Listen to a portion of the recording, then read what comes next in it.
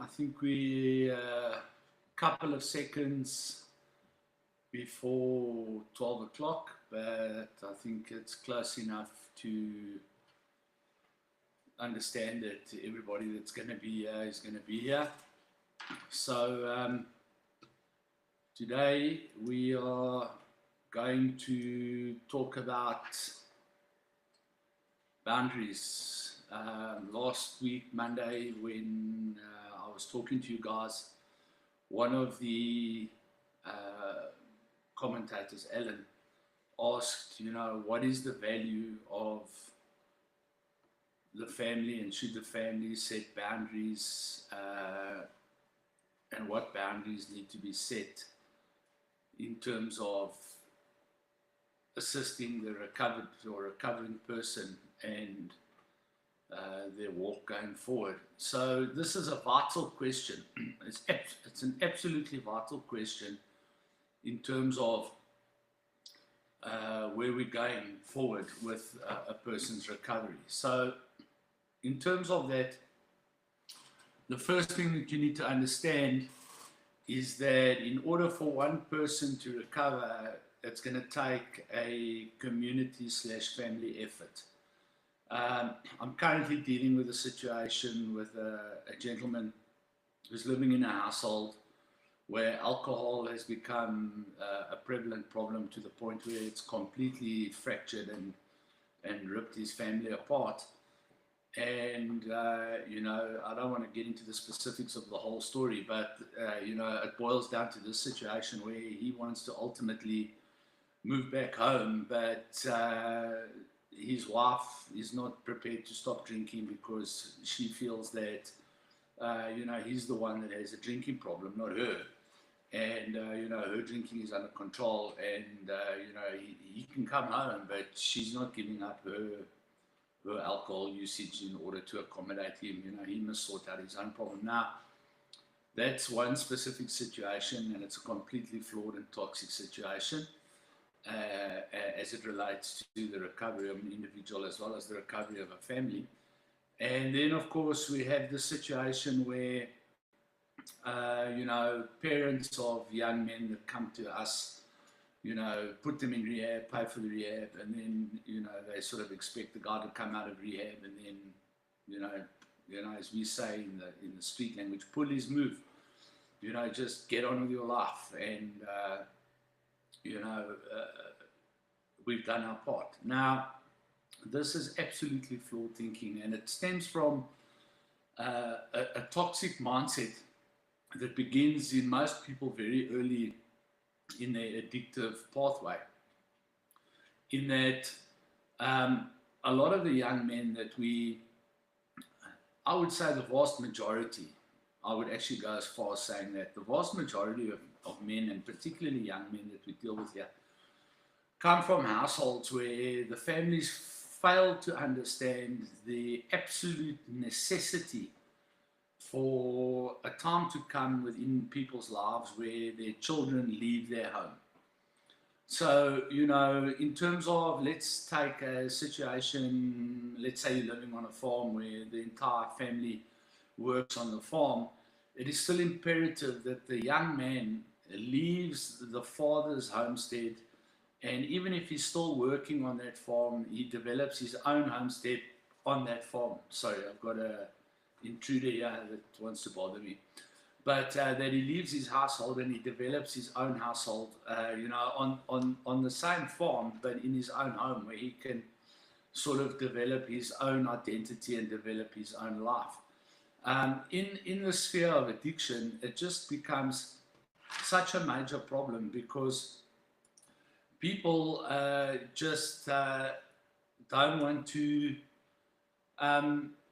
understand that there comes a time when you have to leave your house. You absolutely 100% have to leave your house. So we, as I've told you 100 times, present from the biblical perspective. So if you look from the biblical perspective, I'm going to pull it up on the screen here. It says the following, that if you look at Matthew chapter 19, verse 5, it says, and I'll start at verse 4. I'll go a little bit up, and I'll start at verse 4, where it says, haven't you read, he replied, Jesus speaking, that at the beginning the Creator made them male and female, and said, for this reason a man will leave his house. That a man will leave his house. Sorry, this thing is scrolled. He's obviously speaking to divorce here, but the principle stays the same. That a man will leave his house and will be united to his wife, and the two will become one flesh. So you can see that over here in verse 5. For this reason, a man will leave his father and mother and be united to his wife, and the two will become one flesh. So they are no longer two, but one flesh. Therefore, what God has joined together, let no one separate. So we're not speaking from the context of a divorce situation. We are speaking from the context of a basic, normal situation that occurs in everybody's lives, and that a lot of mothers and fathers just don't seem to come to the understanding that at some point the little chicken is going to have to stand on his own two legs and is going to have to develop his own nest, so to speak. And because of the influence of the addiction or certain manipulative behaviors, the parents find themselves in a situation where they're continually enabling and supporting the individual, and because and providing a home and providing everything this individual requires, in the hope that this individual stands on their own two feet. So, you're never going to, get any kind of forward movement if you never give the individual the opportunity to spread their wings, so to speak, and to go and stand on their own two feet and make their own mistakes and fail and learn through those failures and grow. In terms of addiction, if someone is living in a place where all his needs, his human needs are taken care of, so he has the opportunity, or he has the, at his availability, he's living in a home that he doesn't pay for. He's eating out of a fridge that he never supplies or stocks. He gets to watch a TV that he didn't buy. He drives a car that he borrows. He's given an allowance that he doesn't work for. And this situation has continued to develop to a point where, I want to tell you that I've had a guy on this program who was 55 years old, still living in his mother's house, still living that way, had a career in the medical field, but due to his addiction, that career had ultimately imploded on itself. And, he'd been living in his mother's house for, out of those 55 years, probably 30 years. And, or in and around 30 years. And when we brought Mom in, who's 85 years old, and we said to Mom, look, at what point, is it acceptable for you to understand, or at what point will you understand that it's not acceptable behavior for a fully grown man to be still living in his mother's house and living off his mother's income, which at that point was a pension and inheritance that had been left to her by his father. And her response was that, well, he'll always just be my little boy. And, I can't just put him on the street. Now, I want to say to you that this is very poor rationale. Very, very, very poor rationale. Because the reality is that if you do not allow the person to build their own life, this is going to be your life and their life forever. I spoke to my guys in devotion this morning about this issue, and I said to them, your parents' responsibility ends when you become an adult. When you become an adult, you should have, in a perfect world, all right, you should have followed your parents' instructions and your teacher's instructions as you went through the process of your childhood and your adolescence and your education, to get to a point where either, you know, if you're a young person, you're still going to continue in tertiary education. And once that tertiary education is complete, that you then embark upon your career. In the early stages of your career, you create enough finance for yourself to move out of your family's home and you move into your own place. And your parents look forward to that day. And I'm sure many parents who are watching the show are still looking forward to that day when some of the addicted people that are living in their homes are already in their late 30s, early 40s, and these parents are just never seeing a result for the inputs of their you know, for what they've input into these people's lives. They're just getting no result. And I want to say to you that that's your own fault. That's your own fault because you are not instituting boundaries. Now, the reason you have to institute boundaries is because people who continually take will never set boundaries. The people who are continually giving have to set the boundaries. Now, in addiction, it becomes a stupefyingly toxic situation of codependent behavior, where the parents or the loved one, for purposes of this discussion, when I mention the word parents, I'm speaking for any person. It could be a wife, it could be an uncle, it could be a brother, it could be a sister that is codependent to the addict's behavior.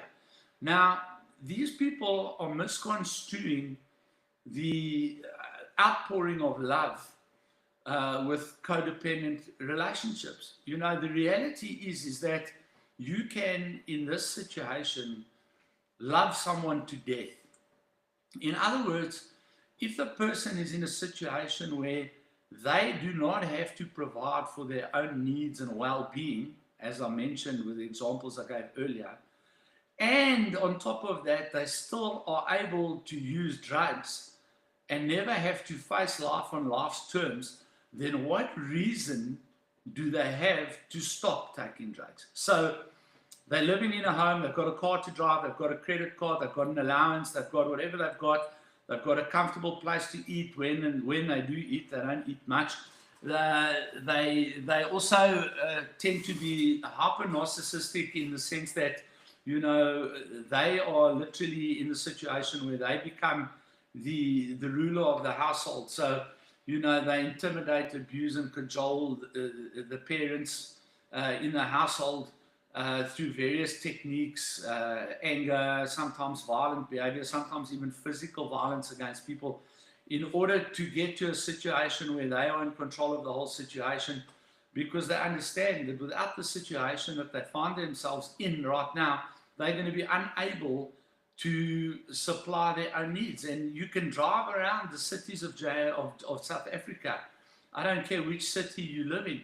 You can drive around and you will find able-bodied young men standing on street corners begging for money. And I can tell you now, the vast majority of those young men are young men whose families have finally got to the place where they can no longer aid to survive themselves, or just simply, you know, just will not any longer support this individual's constant refusal to embark on a normal life, and they draw up the boundaries that are required to be drawn up in order that they can proceed on with the next phase of their life as people who've raised a child and have done what is expected as best they can, and are now moving on to the phase of their life, which in most of our lives, you know, results in the young man embarking upon his career,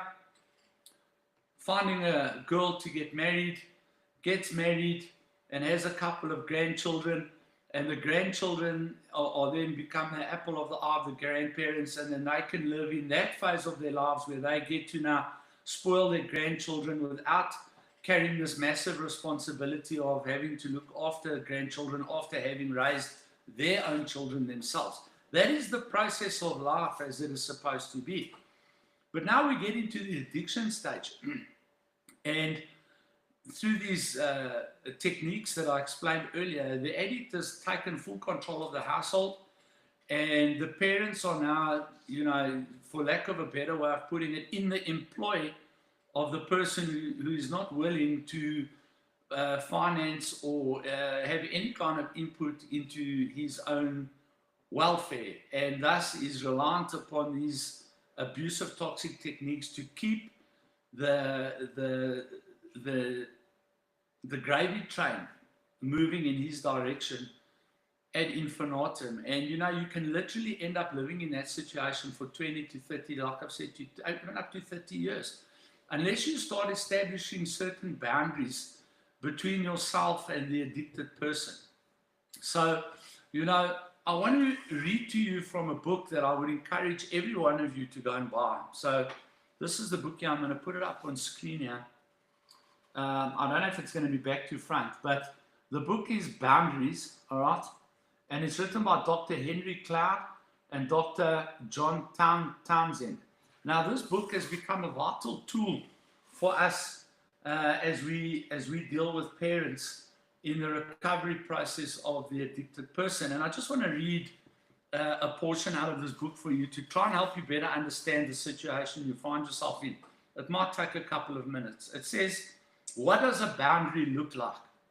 What does a boundary look like? And it says, the parents of a 25-year-old man came to me with a common request. They wanted me to fix their son, Bill. When I asked Bill was, they answered, oh, he didn't want to come. I said, why? They replied, well, he doesn't think he has a problem. And I then replied, maybe he's right, I said, to their surprise.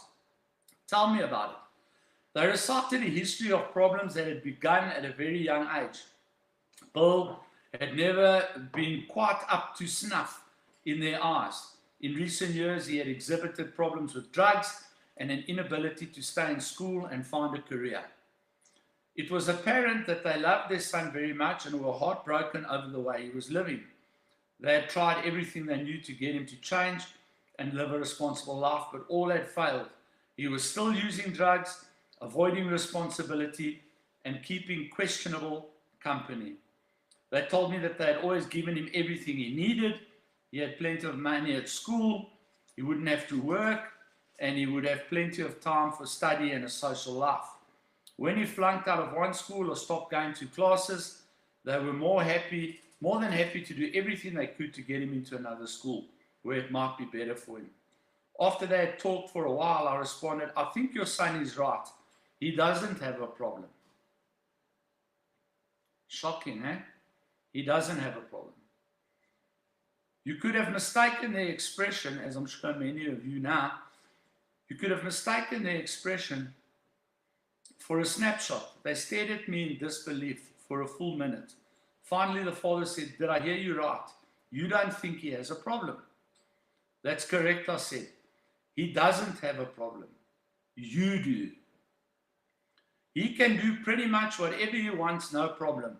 You pay, you fret, you worry, you plan, you exert energy to keep him going. He doesn't have a problem because you have taken the problem from him. Those things should be his problem. But as it now stands, they are yours. Would you like for me to help you help him to have some problems? They looked at me like I was crazy, but some lights were beginning to go on in their heads. What do you mean help him to have some problems? His mother asked. Well, I explained. I think that the solution to this problem would be to clarify some boundaries so that his actions cause him problems and not you. I'm going to leave it there. They go into great depth. But this is the reality of the situation, okay? When you look at the addiction that you're dealing with, okay, the reality of the situation is this, right? From when we are very young children, we are taught very clearly what is right and what is wrong. And we understand, even when we're not taught from social interaction within our societal norms, the difference between right and wrong, okay? And as part of this learning structure, the whole issue of drugs and substance abuse and incorrect behaviors is illuminated in our lives. We all know, all of us as addicts, we all know that taking drugs is dangerous. We all know that taking drugs will take us to a bad place. This has been indoctrinated into our mindset. Yet, when we are faced with the choice of understanding that this is bad and peer pressure or social pressure or whatever it is, whatever decision or whatever influence that is being created around us, circumstances, whatever it is, brings us to a point where we have to make a choice. Are we going to take these drugs knowing what we've been taught about them, or are we not? We then, knowing all the negative consequences that are involved with engaging in these things based on the poor information that we're receiving from those that are giving us these things for the first time, we, the addicts, we still decide to go ahead and take and engage in the things that we understand 100% are going to lead us down the road of addiction. Now, we tell ourselves lots of lies to make us believe that, I'll never forget, I took drugs from guys that got me to and influenced me to start taking and using and cocaine and crack cocaine. And I'll never forget what the one guy said to me. And he was quite a well-to-do / gangster / drug dealer type individual that, we all looked at and we all wanted to be like this guy, And he said to me, Dave, just always remember one thing. First of all, and he used an expletive, but I'll put it in English. It doesn't include the expletive. It says, never mess around with the white lady. Speaking about cocaine, the white lady. And then in the same sentence, he says, always be, in a mindset of understanding that we take drugs and we must never allow the drugs to take us. So as long as you can keep taking drugs in a controlled way, everything's cool, brother. In other words, don't let the drugs take control of you. Now, let me tell you something. I don't know if, for people that have never smoked crack cocaine, and particularly the way we were smoking it back in the day, in the late 80s, early 90s, this was highly pure stuff that was cooked to almost perfect specifications. I smoked it once and I was addicted for almost 20 years. It took me 20 years to get my life back. It dragged my life into the toilet. But at any time along that path, I could have taken the advice of people that were showing me the error of my ways. But I refused to listen to them. Now, ultimately, I was and I'm going to say it like this, I was in a fortunate position that my parents, my stepfather and my mother, would not allow me to return home, not on the basis of that they were aware of my addiction, because they weren't even aware of it, because I lived in my own flat, lived my own life, and lived my addiction out through crime, bottom line. But even that was, and I'm not justifying crime, but I want to say this, that even the life of crime was ultimately then unable to sustain my addictive lifestyle, and ultimately led me to further and more destruction. Through the process of destruction, I then finally, when destruction became full-blown in almost physical death and 100% emotional and spiritual death, I then came to my senses. Now that you can find, that exact story you can find in Luke chapter 11, verse 15, the prodigal son. Now, if you as the parent are running interference in terms of the process of destruction, in other words, you're not allowing your little boy to suffer the consequences of these negative behaviors, you are never going to come to a result where that person feels the need or the will to change their life. Ever.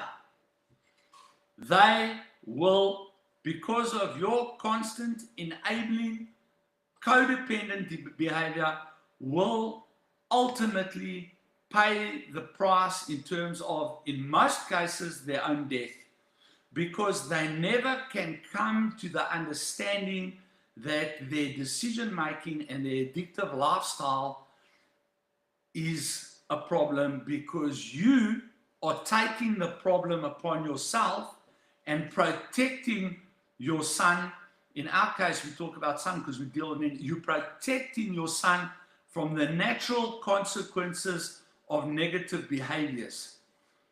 We've got a guy here that was with us the first time 10 years ago. He's now back with me for the third or fourth time.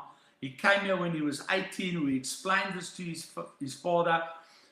His father has gone through this entire process over 10 years of trying to shield and protect his son from the dangers and the pitfalls and the consequences of his addiction, constantly, because they're quite a well-off family, throwing money at the problem, throwing money at the problem, throwing money at the problem, rehab after rehab after rehab. You must understand, he's been here 3 or 4 times. He's been to rehab something like 15 times. And then they bring him out, and then they put him back in a position, and they give him a car, and they give him a salary, and then it all just starts over again. They are enabling his addiction. They are not allowing him to stand on his own 2 feet. In other words, they've got to put up certain boundaries. So when you come out of rehab, the first boundary is this: we are the ones that are financing your recovery. Therefore, we make the rules. We make the rules. You don't make the rules. We make the rules. And in conjunction with the support group that we're attending, all right, and the information we're receiving from the support group, from other parents who have been through this problem, B, from the facility that you are currently in and based on their advice in terms of your progress, and C, based on what our family needs are, we then will make a decision as to how we are going to proceed with your recovery, and you are going to toe the line. The biggest problem we have is that parents come here, all right, they see a major physical change in their son, and then based on what their eyes are telling them, and based on what the son is telling them, which is, you've got to understand this, based on only what is good for me, the son. Your needs, your financial situation has got nothing to do with what I need as the son. And you've got to remember that just because the physical outside looks fantastic doesn't mean that there's been a spiritual, mental, emotional change. You've got to understand that you are dealing with a master manipulator in the addict that is living inside the body of the person that you love. And that addict is going to say and do whatever it needs to get back to where it needs to get to, which is back to the drugs. And that is why we have such a high relapse rate, because the parents of the addict are trying to love this person incorrectly. That is why we insist. One of the boundaries is you go from rehab to a sober living scenario where then you create your own life. You begin your own life. You get your driver's license. You get your ID book. You do whatever education that you need to educate yourself. And if the family wants to support that, there's nothing wrong with that type of support. But you're not moving back into our house and nesting here in order that we can re-establish the old rules and re-establish the old lifestyles that we've all become used to, in order to then continue enabling you when you will inevitably relapse, because you're back doing the same thing with the same people. And if you're doing the same things with the same people, and I'm not talking about the people, the friends, us, the family, we're supporting you, we're paying for you, you've got us back in the palm of your hand. Relapse is inevitable. And when the relapse happens, Then you've got to start the process from over, trying to convince the person they've got a problem, another 2-3 years pass, your finances struggle, your wife leaves you because she's not going to put up with it, or your husband leaves you because he's not going to put up with it anymore, because you're constantly just trying to buy this person's love and continually just paying for their failure, paying for their failure, paying for their failure. You've got to put them in a situation, as the book says there, where you create a situation where they have their own problems that they have to solve. You have to put up that boundary. You cannot continue solving your loved one's problem. If he leaves rehab, he doesn't come back to your house, he hooks up with his old friends, he relapses, he ends up getting involved in crime, he gets arrested, and he goes and sits in jail, and he waits trial, and he ends up being convicted, and he does 2 years in prison. Fantastic. Fantastic. Because I promise you, he's going to learn from that experience, and he's going to understand that mom and dad are not going to bail me out of every situation. If he does that, and you run out and you go hire the 10,000 rand an hour lawyer, and you're spending hours and hours in court, and you're driving him to court, and you're feeling sorry for him, now he's living in your house, what has he learned? He's learned nothing. Mom and dad are still bailing him out. And like I said, all the cases that I deal with, we're dealing with adult mania. We're not dealing with a little child that is in grade 5, that is sitting with a problem that he needs his parents to help him solve.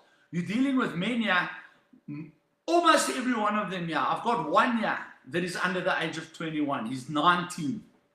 The rest are all 21 and older.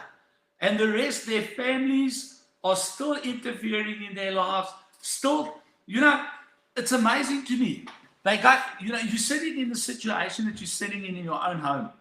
You send him to rehab to remove the situation from your house, okay, so that you can find some sanity and some restitution in your own home. You put him here in rehab with me.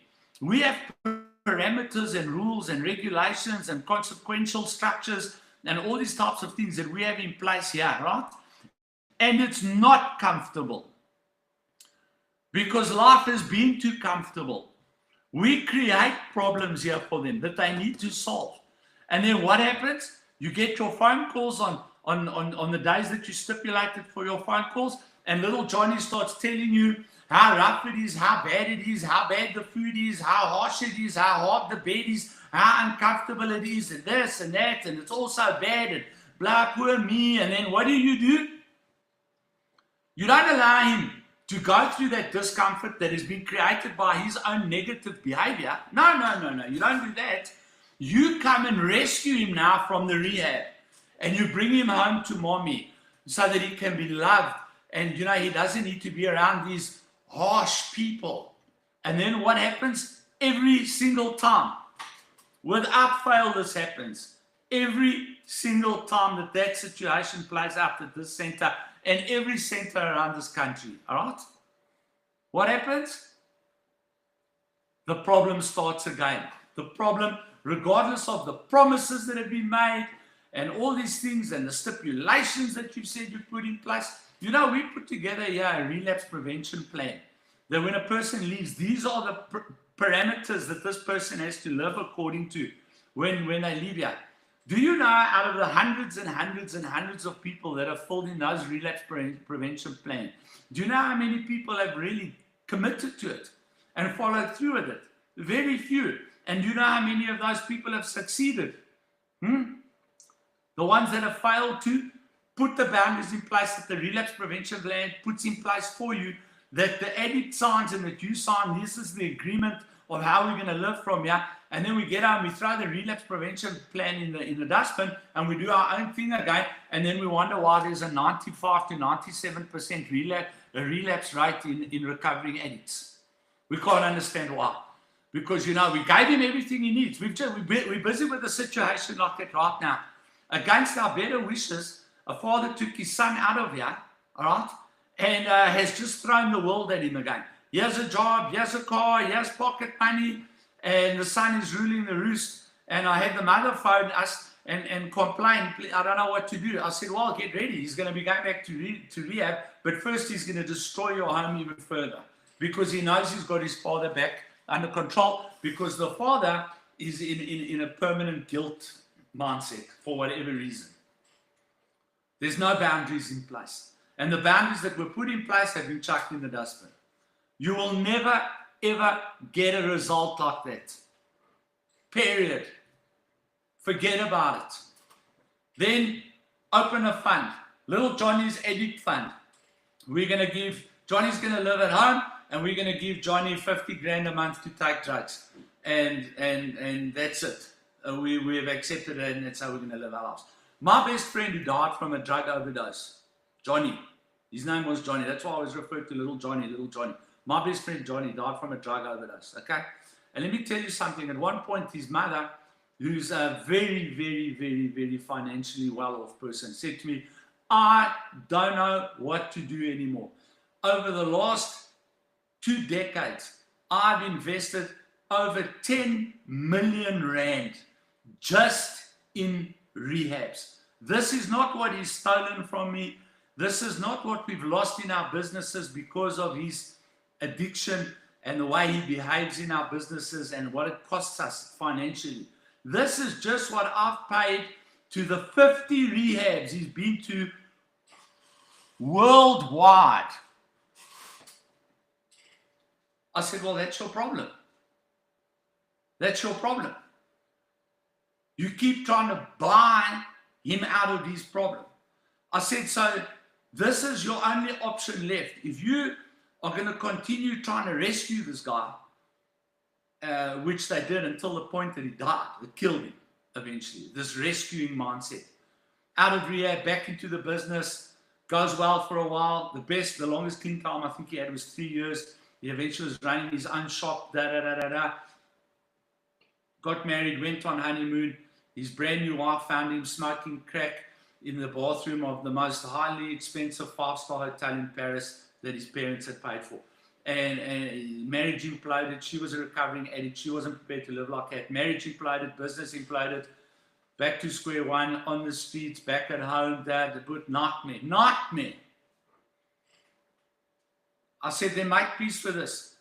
Go to Hillbrow, buy him a flat in Hillbrow, because Hillbrow was the central drug scoring place at that time. I said, buy him a flat in Hillbrow, pay the flat every month, put 50 grand a month in his account, and that's it. Forget about him. I said, because it's clear that you are not going to stop and cut the financial time. So whether you're paying for his drugs or whether you're continually rescuing him, you're doing the same thing. You're helping to kill him. And ultimately, the constant financial input is what killed him. Because Johnny always knew that it didn't matter what happened. It didn't matter what happened, his mother would rescue him from his situation. I know that it was Johnny's mother that paid for us and looked after us in prison. It was Johnny's mother that paid for the lawyers when we had to go to court. It was Johnny's mother that put him on an airplane to escape the country while I stood trial for the cases that we were involved in. And when I won the cases, then flew him back into the country. He was never forced to take any responsibility for any of these issues. And this is the situation. This is the situation. So, you know, if you're not prepared to change, you will never ever get to a result. I'm just trying to read some of these comments here. Petey, thanks for addressing the question from Alan. The question asked on a biblical view concerning the faith-based recovery versus the secular program. Can the secular program assist a person with a strong religious belief? Why not? Why not? But you've got to understand that the secular program approaches the problem from a clinical perspective. So, you know, they're looking at the problem as a, you know, and this is not what we're discussing today, so, but I'll just bring it up. They're looking at this as a brain-mental problem. So in terms of faith-based religious belief, you know, they're going to have no problem with you having your belief and following your belief and trying to, you know, work through your problem through your belief system. but they're not going to promote the faith-based system. They're going to tell you that you have a mental disorder based on chemicals in your brain that are not functioning correctly, and based on behavioral issues that you've developed over many, many years, based on circumstances and traumas that happened in your earlier life. They try and approach it from things that you went through as a child, and then try to work through those problems, and then, bring it to a clinical conclusion, bringing in psychiatrists and looking at your comorbidity and your dual diagnosis issues, such as possibly bipolar disorder and these types of things. They don't want to hear about a faith-based problem. We're telling you that it's not a mental disorder. We're telling you that it's a spiritual disorder that is with a discomfort within your inner person, your inner man, that is based inside your spirit, and we approach it from that problem. And we believe that by renewing your spirit, you can then get your mindset under control. They approach it from a completely different perspective. And then there's another message here. In terms of the recovery rate, we always like to claim a higher recovery rate based on what we see in our own centers. In terms of, we say that the faith-based recovery rate, shows a higher proclivity towards long-term recovery. Now, you can base that thinking straight on the Narcotics Anonymous program, because the Narcotics Anonymous program is a spiritual faith-based program. Any way you slice it. NA is a spiritual faith-based program. Your higher power, it's faith-based. So, we say that your higher power should be Jesus Christ and the God of the Bible, and we approach it from that parameter. But NA is a faith-based program. Anyway, you cut it. It's about spiritual renewal and developing a change mindset through spiritual renewal. And therefore, NA, even though they only show 3 to 5% recovery, more people go to NA than any other kind of recovery program in the world. And therefore, the recovery statistics, if you look at it overall in terms of the total amount of people recovered worldwide, is leaps and bounds ahead of everybody else. And therefore, faith-based thus automatically takes the prize in terms of amount of people recovered. In a standalone situation, that test is still to be done. Where we can take a faith-based rehab over a period of time and take a secular rehab over a period of time, let's say over 2 years, and we measure the people that go in and come out, and then at the end of those 2 years, we go out and we count the people that are still recovered. I'd love that audit to be done. I would love that audit to be done and see what the result is, because I'm highly confident that this system works best, because NA works best out of all the systems. All right. Another question here. Good day, PD. What's the importance of the family from Nandi, or what's the importance of the family to allow us to implement principles and practices of recovery to lead the individual to a place of recovery? The family interference. I don't actually understand the question, to be honest with you. Do boundaries change as we grow in recovery? No, not really. No, boundaries don't change as we grow in recovery. So it's very simple, boundaries are a very simple thing. If you're living in my house and I'm providing everything that you have, then you follow my rules. And if you're not prepared to follow my rules in my house, then go find your own house. My pastor taught us like this. We're all on a ship. We're sailing towards a certain destination. If you're not happy with the way the captain is running the ship and the way the direction the captain is sailing, there's a lifeboat. Jump on the lifeboat and off you go. And find your own ship and move in that direction. But boundaries don't change, because the minute you drop the boundaries, the person that is usually exploiting those boundaries is going to go back to doing exactly what he did before. In terms of interference in the program, the way I'm trying to understand what you wrote here is this, is that you have placed a person in our care because you are unable to manage that person. That's why he's here. So now, we're dealing with that situation here with a young man in terms of medication. The mother wants to tell us how we should administer the medication that she insists he has, that we didn't know that he doesn't need, and he's trying to manage his life here when she herself couldn't manage his life or his medication on the outside. Now he's here with us. Now she wants to micromanage us. And she wants to interfere in the process that we are putting him through for whatever reason is going on in her own mind. And we're telling her today that if she wants to manage his recovery and manage his medication and manage the way he wants to live his life, then she must remove him from here and do what she was doing before, for which she received no positive result in the last 10 years. And now it's his second rehab. He was in a different rehab before. Now he's with us. And now she's trying to do the same thing with us that she did at the previous rehab, trying to manage us on how to manage him when she can't manage him herself when he's in her home. So what she really needs to do is stop trying to manage us and get into a support group so that they can teach her how the best way is to manage her son and put all her preconceived notions of what she thinks is right and wrong to the side in favor of established methodologies that will get you to the result. So I hope that answers your question. And unfortunately, I've gone way over time here, but I need you to understand the value of putting these boundaries in place. And if the person steps outside of the boundaries, then you remove yourself from the situation. If you keep moving the boundaries, it's pointless setting boundaries. The boundaries must be in place. We're doing it like this, we're doing it like this, we're doing it like this. And you know what you're going to find? You're going to find you living lovely and comfortable in your home, and the individual who was previously addicted to drugs living comfortably and happy in his home, and you can visit each other when you visit each other. He's got his home, he's living his life, you've got your home, you're living your life, you love each other, everything is great, and life goes on wonderfully because you establish boundaries. The greatest form of love, other than sacrifice, is boundaries. God sets boundaries for us.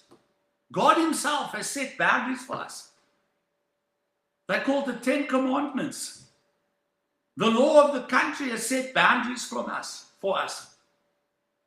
And we have to live within those boundaries so that we can all function as a society. So why is there no boundaries in your household? Where those that are violating the law continually to get to violate the law, and the victims have to continually keep paying for the violations of the law within the household. That doesn't make sense. It doesn't make sense. But I want to tell you, sir, madam, and I'm going to close with this. Your codependence and enabling behavior is a greater sickness than the addiction itself, because it's your sickness that is feeding the addiction. The addiction cannot survive without something feeding it continually. That's why when guys storm out of the house and ultimately engage in all kinds of criminal activities to further their addictive needs, it comes to an end, because at some point the actual law, the police of the country, step in, and then things get bad real quick. And that's when people start having an epiphany. Hey, listen here, do I want to spend the next... That was my case. And many people that I know, when they were sitting in the cells, my case, Modabi, other guys, Diepkloof Prison, Sun City, Paulsmoor, these places, awaiting trial, and the government-appointed attorney is saying to them, well, you know, I think you should plead guilty, because if we fight the case and lose, you're going to get 20 years, but if you plead guilty, you might get off for 10 years, you know, whatever the case may be. And you start thinking about, you know, you've been here 2 weeks, and now you might be sitting in this place for 10 years because you must smoke crack. You start doing the maths, China. You start, sorry, that's a bad word to use in a situation like this, but you start doing the maths, and the maths don't work out, you know. But if you're going to continue paying and feeding the addiction, you're never going to get the result. If you're going to continue rescuing your little boy from his addiction, from his consequences, and even from the rehabs, you're never going to get a result. You have to put the boundaries in place. Otherwise, you will continue having a problem. The person that you're trying to help will have no problems whatsoever. Amen. I'm leaving it there. God bless you all. Have a great day. Cheers.